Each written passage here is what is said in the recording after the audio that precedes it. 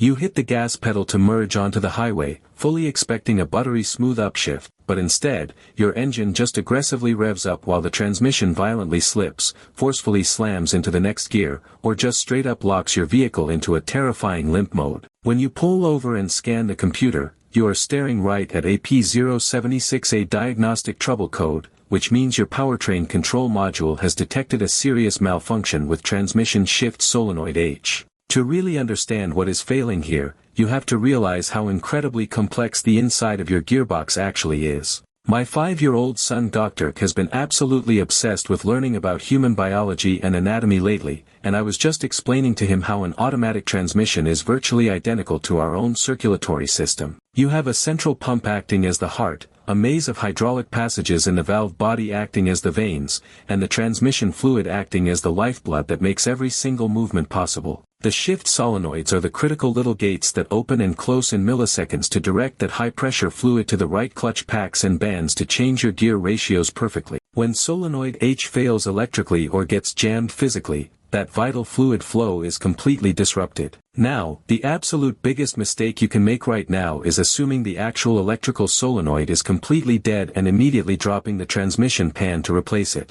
A massive percentage of these solenoid codes are actually caused by severely neglected, heavily contaminated transmission fluid. If your fluid is full of microscopic metal shavings or looks like thick burnt coffee, it will easily clog the tiny screens on the solenoid and prevent the internal valve from moving. You absolutely must pull the dipstick first and honestly evaluate the condition and level of your fluid. If the fluid is absolutely pristine, then you need to grab a very bright flashlight and crawl underneath to meticulously inspect the external transmission wiring harness. Look for wires that have rubbed completely bare against the chassis or connectors that are packed full of green corrosion. You want to use a digital multimeter to do a proper continuity check on that circuit with the power off before you ever think about tearing the transmission apart.